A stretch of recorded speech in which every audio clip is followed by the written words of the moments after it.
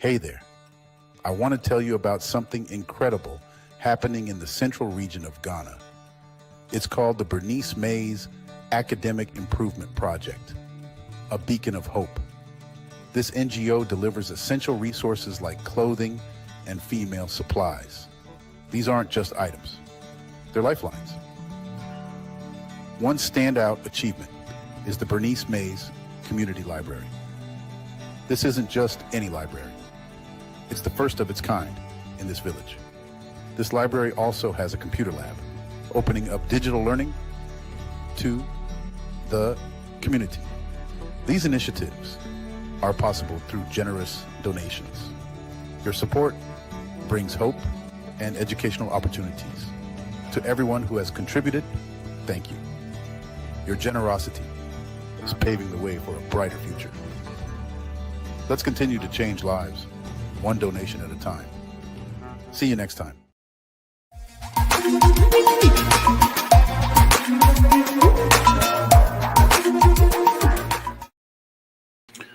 All right, family. It's the Afternoon Jams on this Wednesday, Throwback Wednesday.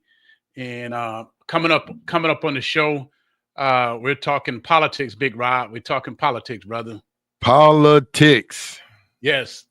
And the person who's been sitting at all these city council meetings and in the city of Muskegon Heights, who is well equipped to talk about politics, is the one and only, one of our first believers in the movement 30 plus years ago, Darwin Smith. Yes, sir. Darwin Smith, welcome to the conversation. How you doing today, sir? Good afternoon. Glad to be here. Thanks for having me. Hey, man, I'm glad to have you on, sir. Wow. You've been observing the city council meetings for a while, right? Yes, sir. What are you seeing happening right now in the city of Muskegon Heights? The city of Muskegon Heights, they have a hard time collaborating. They have a hard time coordinating. They have a hard time coming to a consensus where at least 5 people or 6 or 7 agree on how to move the city forward. So whenever they come to an impasse, that's when things get kind of disrespectful, they get real bombastic, and they just turn kind of unprofessional. And that's the problem they've been having. And they sort of always get stuck in this 4-3 voting regime, and the city can't really move forward. So they're having a problem. So I thought 4-3 is a majority.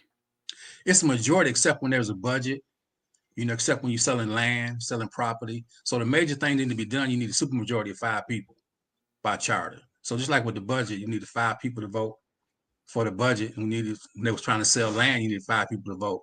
So they okay when it's 4-3, because usually there's a majority one way or the other. So has the budget passed yet? They passed because the state told them that they had to. They were the only municipality in the state of Michigan who hadn't finished their budget.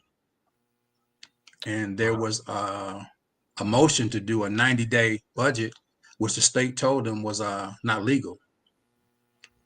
And I think that's where a lot of the problems occurred. I believe the current mayor do have a majority when she comes down to some of the things, but she has to win over another vote.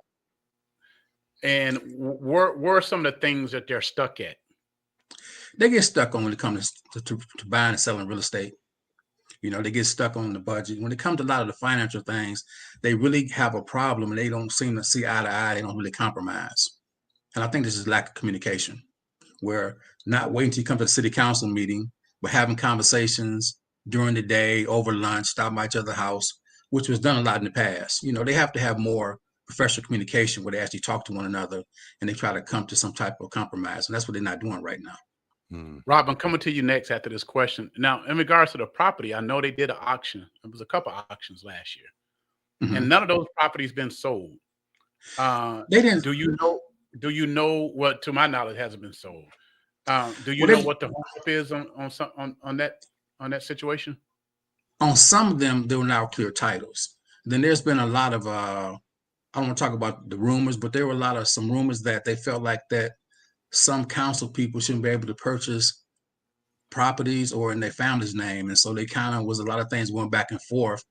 And my thing is that I felt like that somebody needs to do freedom of information, a FOIA, to find out really what's going on with those properties. So there was a lot of discussion. It went to the Buildings and Land. They did a recommendation, came back to full council, and then again, things fell apart. Well, yours truly did do it for you. You did? And Yeah. I was just for going to bring that up. He Yeah. did it for you. And you're absolutely right. I'm not going to get into the names, but I think a lot of people up there had family members who did bid on houses. A lot of people. I don't know what the rules is in the city of Muskegon Heights, but I don't think there's any room for too many people up there to talk about that particular issue, because I believe at least 4 or 5 people had out of the 7. And it might even be 6 out of 7. At least 4 to 5 had family members who bidded on houses, close family members. I'm not talking cousins. We're talking third cousins or none of that. But then again, it might not be against the law in the city of Muskegon Heights. I don't know. I mean, I don't know. What do you know about that? Well, it's being self-serving, because in order if you want people to move here, for instance, if you want a school teacher or a police officer, somebody to move to town, give them an incentive to come. Because right now, the incentive should be for other people to really build the city up. We need more people to come to town, become school teachers, become people to work in the personnel offices, but just constantly operating like a de facto real estate company where the people on the city council is buying real estate when they really it's a conflict of interest. So unethical. It does look bad in my opinion. It looks bad if a council person gets something that is definitely not made public. You know what I mean? They definitely, their rights that they still have to purchase property and all that, but it just looks bad when a lot of the stuff is not made public. Big Rob, go ahead, sir. I heard you say something about the titles not all being clear. What do you mean by that? They have to go down to the land bank, because a lot of times if you have a state reverted property, a person that owns the property has to sign off. If they don't sign off and they cloud the title, it can't transfer. So a lot of times they need to go down to the land bank and talk to them as though all the titles are clear. So a lot of times you have to go through a process to do the due diligence and make sure that it's a clear title that you can't even sell it. Oh, wow. Now, what is going on with the post office that is located in Muskegon Heights? Can you tell us? Because we hear expansion, we hear a lot of different things. What are they saying? Well, the post office really is dilapidated, and they're having a lot of problems because the city owns the parking lot, but privately owned the post office, and it's leased out. And that building has been in bad shape for a long time, and they really need a new building. So they probably should not try to find another building somewhere else around the city. We need to retain postal services here, but they really need a new building. That building's been in bad shape for a long time. The basement floods on both sides. The sewage is bad. It's just a bad infrastructure in that building.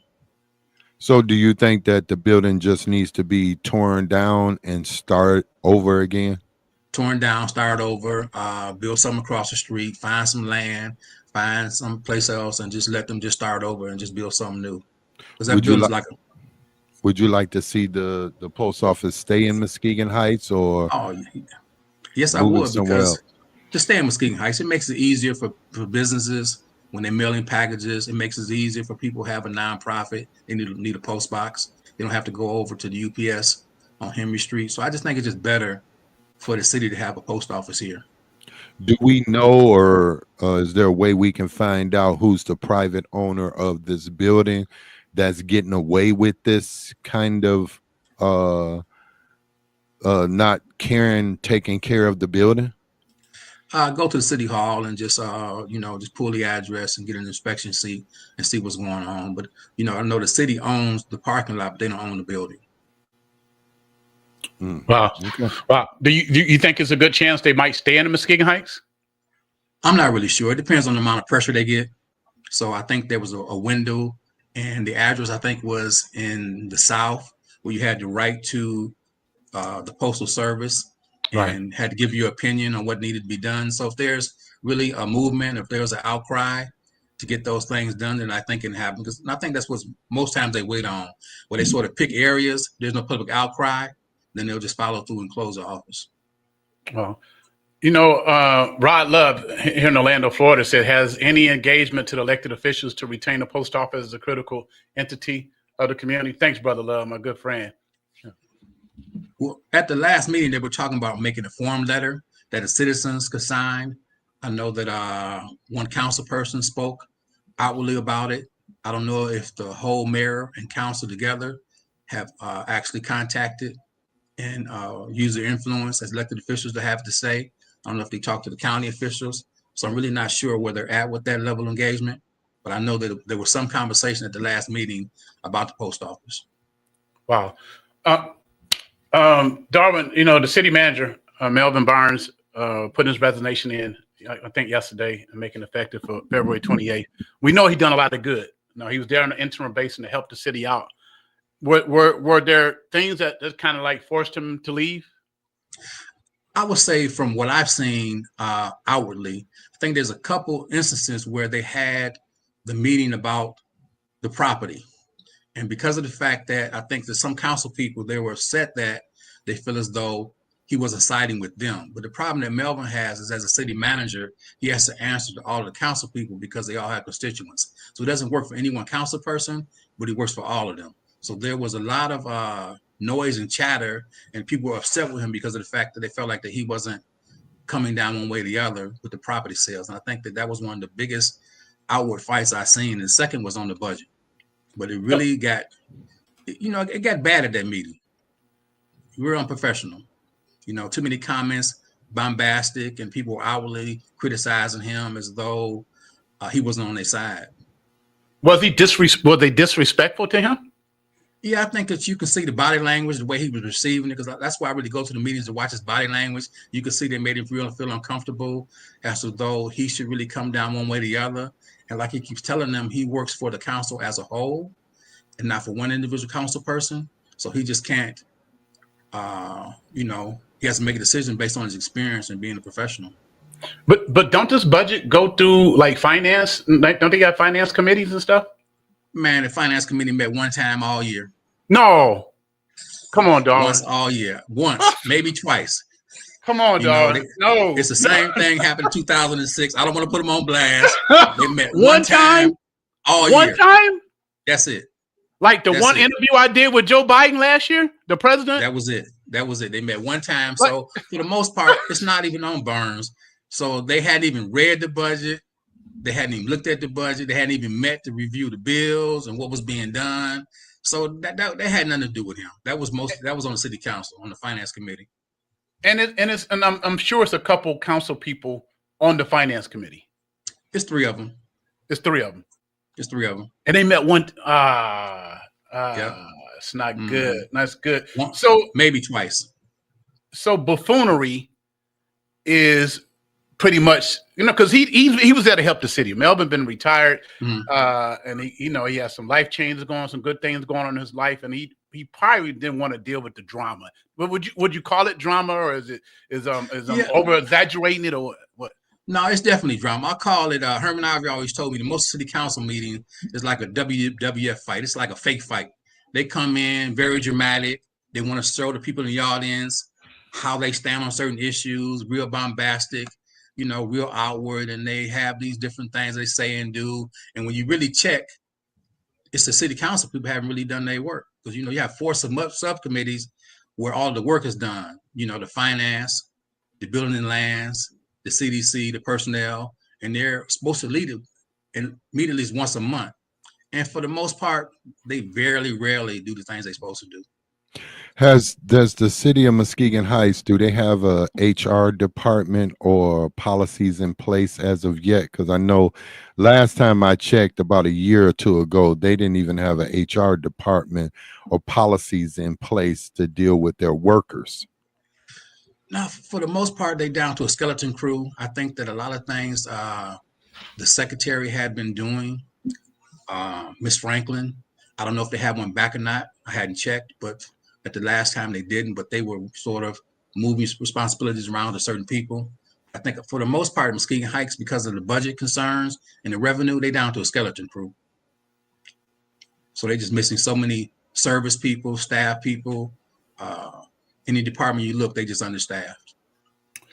Wow. So there's friction. There's a 4-3 going on. Is there ever 5-2s or 7-0s or you know? They actually, when the state came in, and the Michigan had to use a little 2x4 therapy when they had to threaten them that if they didn't have the budget, that they couldn't pay any bills, and that was going to be total havoc with all of the city services. So at that point in time, they was unanimous, but very rarely do you see unanimous votes.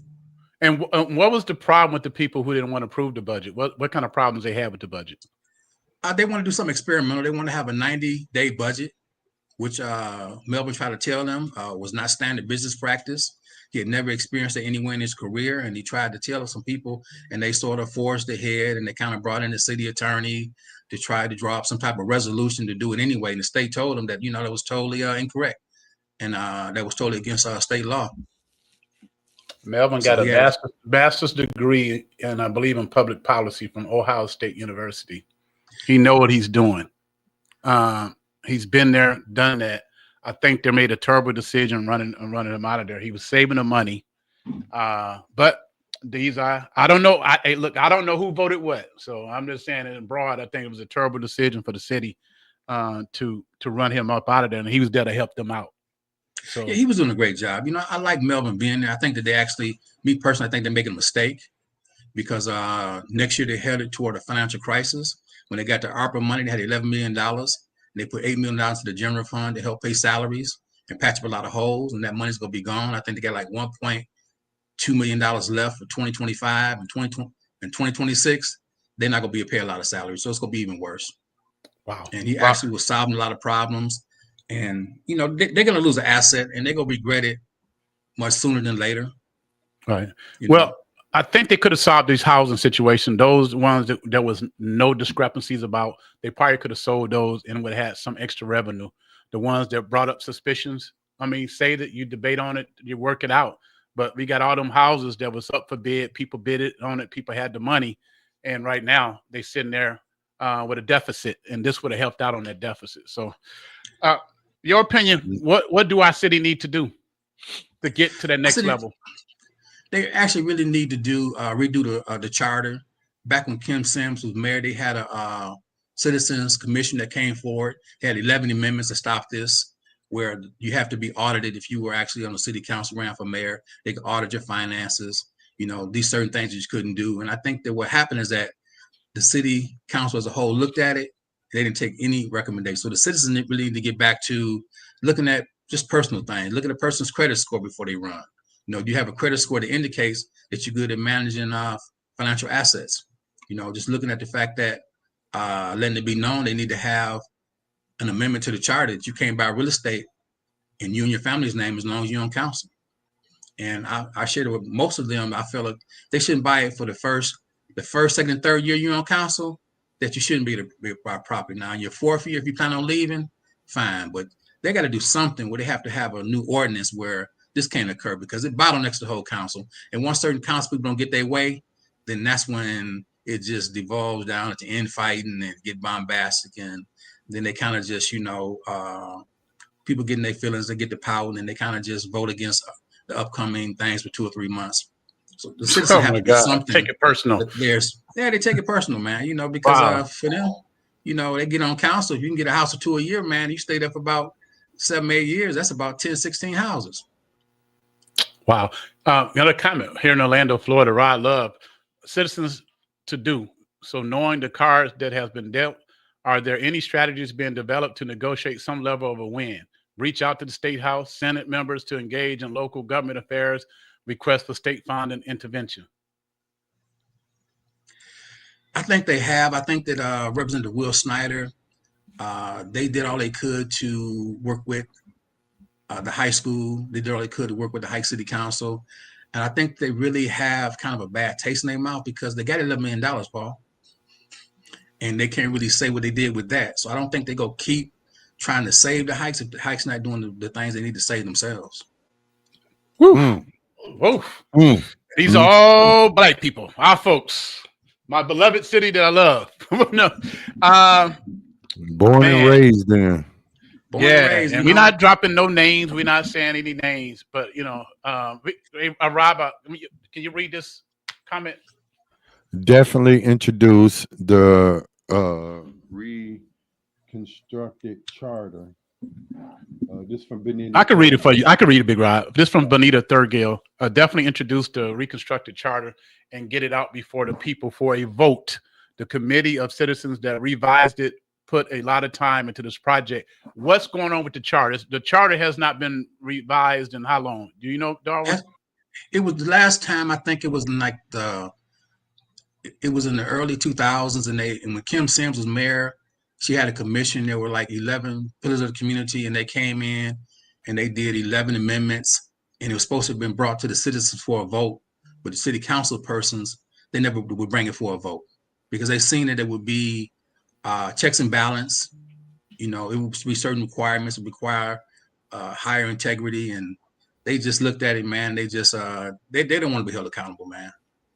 And I think I have a copy of it, so I know that as soon as the weather break, I'm gonna get about 20 copies and start passing them around, because if people don't get involved and demand that the elected officials represent their interests instead of being self-serving, then nothing changes. And it's only really two sides of a coin. You have public servants, you have people who are self-serving. Until you get the self-serving people off the council, and at some point in time, I know that we don't want to, I don't like to, but at some point in time, it will have to be some type of thing where the citizens have to know that who's been in them houses, man. Because I don't think that we can continue to keep going down the same road and having people on the council with hidden agendas, and you can't get around. Do you think that is a? Do you think there are more than one person up there that has a hidden agenda? Of course they do, because you can see when it comes time to do things for the public, they vote differently for the public. So you say to yourself, okay, what is really going on? And then when you really do some investigation and look into it, you're like, okay, that's what's going on. You know, they're really serving their own interests and not the public's interest. Wow. Well, coming up in February, we're going to be doing a tour. We're going to be going around doing a broadcast in different venues, having a community talk, and we're going to be going in. So we're going to let the community come in. We're going to be live on radio for February. Hope we can get you as part of this tour to stop in and we'll talk about these issues. So absolutely. You know, because it's time, Paul, because either we go fight for the future of the city and make sure our kids and grandkids have a chance that we had. Man, the 70s was beautiful in the Heights, Paul. Just look at the 70s. Oh yeah. You know, the parks, elementary schools, the churches. You know, we had everything we needed as a little small city. But now you look at the city and it's totally deteriorating, man. It's laughing. They ain't built a house in 20 years. But they want to buy houses. Which Ronald Jenkins did a couple years ago. Wow. Big Rock, go ahead. Take the last questions. This whole thing with the city manager, this will be, since I've been watching the Heights, it's been about what, the third or fourth city manager they done went through.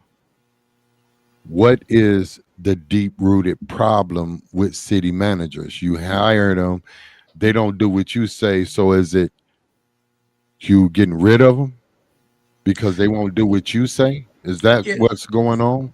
They keep harassing them and they'll pressure them until they force them out. You know, they make life uncomfortable. You know, because what I just see in a meeting, I can imagine when they go into his office what they do behind closed doors. But in the public's eye, you can see there's many instances when he tells them this is standard business practice and they want to go against the grain. And you can see the pressure they apply. You can see the slow disrespect, the slow needling, and they get to the point where they just eventually leave. They did the same thing with Jake. They just keep applying pressure till they get to the point where they just break. Same thing with Mel. There's no reason that the job that he was doing, that they would have to get rid of him. I mean, because truthfully, Paul, who really want to come here? They did a search for 12 people. They got down to 2. And the 2 people they had a very spotted resume.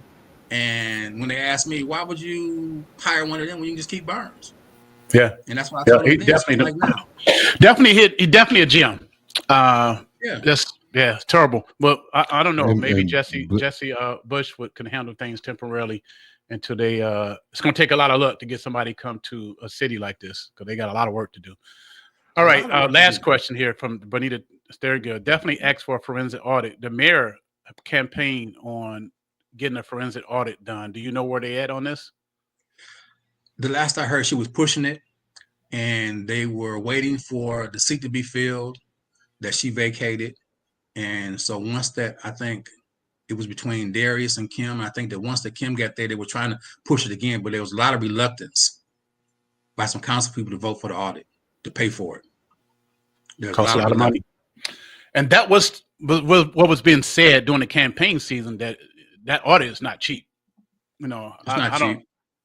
I don't know if that would have been a good promise to make, you know, knowing how much it's going to cost, but it definitely, you need one, but you don't have the money. Catch 22. I'm not sure how much it costs. I mean, they've never brought a bill to the citizens and asked them, do they think it's worth it? Because, you know, at the end of the day, the citizens have to pay for it. Right. The citizens may feel like that they want to audit it, but they may not. But they never brought the question to the citizens. They feel like that this bill, because Muskegon Heights is any year is a $25 to $29 million corporation every year. So to say that 20,000 is too much, I don't know, Paul.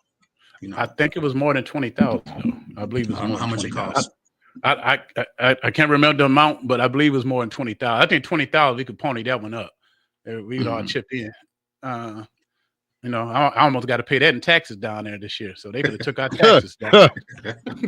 So anyway, you don't want to hear my problems. Mr. D, thank you so much. Thank you for being on radio with Smooth Ray J, the Doctor, on Saturdays. Also keeping the citizens update on what's going on in the community, man, and really appreciate you, man. Never a problem. I thank you, man, for having me. All right, thanks.